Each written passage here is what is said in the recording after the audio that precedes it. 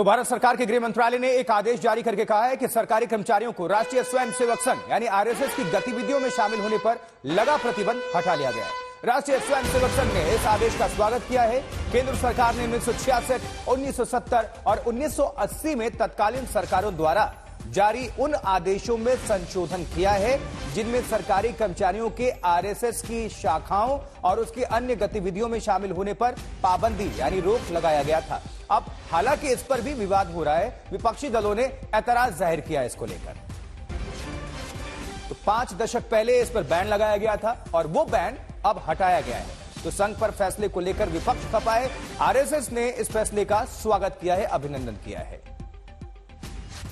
तो आरएसएस कार्यक्रम में शामिल होने का यह मामला, जहां संघ को लेकर मोदी सरकार का यह बड़ा फैसला, अब सरकारी कर्मचारी इसमें शामिल हो सकते हैं। पहले बैन था ये। अब देखिए सर, आरएसएस का क्या बयान है। कहते हैं आरएसएस 99 साल से समाज सेवा कर रहा है, राष्ट्रीय सुरक्षा, एकता, अखंडता के लिए संघ ने योगदान दिया, आपदा के मौके पर काम किया, जिसकी हर तरह के नेतृत्व ने तारीफ की है। तब की सरकार ने स्वार्थवश सरकारी कर्मचारियों के संघ गतिविधियों में भाग लेने को बैन कर दिया था। नया फैसला ठीक और भारत की लोकतांत्रिक व्यवस्था को मजबूत करने वाला है। सुनील अंबेडकर, प्रचार प्रमुख, आरएसएस, यानी आरएसएस की तरफ से स्वागत किया गया इसका। राष्ट्रीय स्वयंसेवक संघ गत 99 वर्षों से सतत राष्ट्र के पुनर्निर्माण के विभिन्न कार्यों में लगा हुआ है और समाज सेवा के विभिन्न कार्यों में वो सतत संलग्न है। राष्ट्र की सुरक्षा, एकता, अखंडता एवं प्राकृतिक आपदा के जितने भी समय आता है, उस समय समाज को साथ में लेकर संघ के कार्यकर्ता लगातार अपना योगदान देते हैं। ऐसे कार्यों को समाज के विभिन्न प्रकार के नेतृत्व ने समय समय पर संघ के इस कार्य की प्रशंसा भी की है,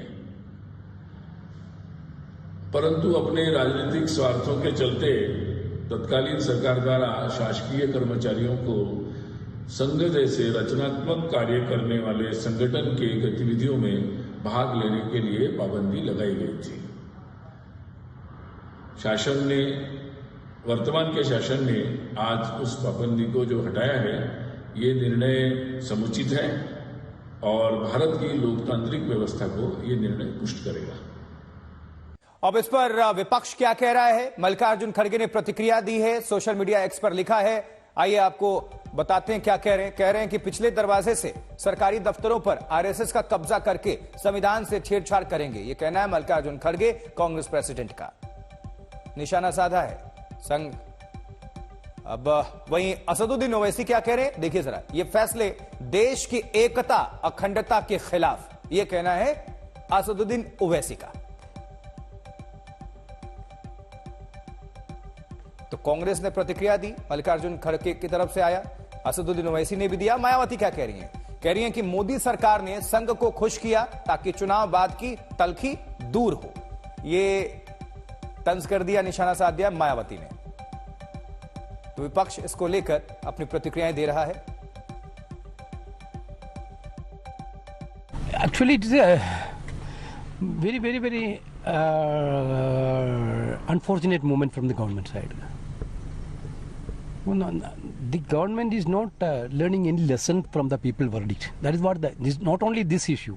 In every issue we can see that government is not learning any lesson from the people's verdict. Whether it is Kanwar Yatra, whether it is this order, everything is government is thinking that they have the power like earlier.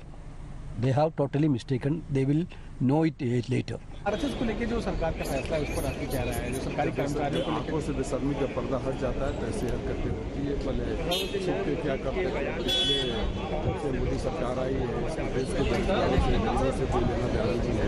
बेरोजगार बच्चे, गरीब बच्चे मारे फिर रहे हैं। Half pant और चश्मे वालों को नौकरी लगाकर जुडिशरी से लेके ब्यूरोक्रेसी तक सबको उन्होंने इन्फ्लुएंस कर रखा है। तो अब जो छुप कर करते थे खुलाम करेंगे। अरे पहले छुप कर करते थे, अब खुलाम करेंगे। पहले भी देखिए पार्लियामेंट की स्टाफ की लिस्ट देख लीजिए, जब से ये सरकार आई है, ब्यूरोक्रेसी देख लीजिए, जुडिशरी देख लीजिए, एकेडमिशिया देख लीजिए, हर जगह इन्होंने प्लांट करके, इनको गरीबों से मतलब नहीं है, बेरोजगारों से मतलब नहीं है। अगर कोई गरीब घर का बच्चा बेरोजगार होगा तो उसको नहीं मिलेगा, इनका हाफ पैंट वाला होगा तो उसको नौकरी मिल जाएगा।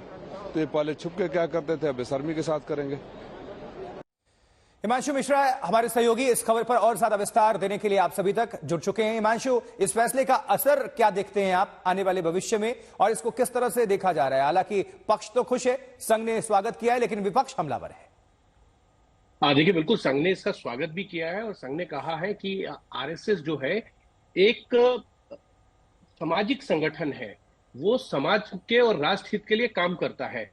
लेकिन दूसरी तरफ विपक्ष इस बात को लेकर हमलावर है, जिस संगठन पर 58 साल तक जो है वो प्रतिबंध था कि कोई भी सरकारी अधिकारी जो है वो उसके कार्यक्रम में शामिल नहीं हो सकता है, लेकिन आज उस बैन को हटा दिया गया है और अब ये माना जा रहा है कि संघ के अंदर जो है वो एक तरीके से संघ के लोगों को बढ़ावा देने के लिए जो है इस बैन को हटाया गया है। और विपक्ष की तरफ से ये भी कहा गया कि लोकसभा चुनाव के दरमियान जिस तरीके से संघ और भारतीय जनता पार्टी के बीच में जो है नाराजगी थी, उस नाराजगी को दूर करने के लिए भी जो है सरकार ने ये कदम उठाया। तो कहीं ना कहीं विपक्ष जो है अब सरकार को इस मुद्दे पे घेरेगा कि संघ को जब संघ के कार्यक्रमों में सरकारी अधिकारी को जाने पर बैन था, उस बैन को हटाने के पीछे का कारण क्या है?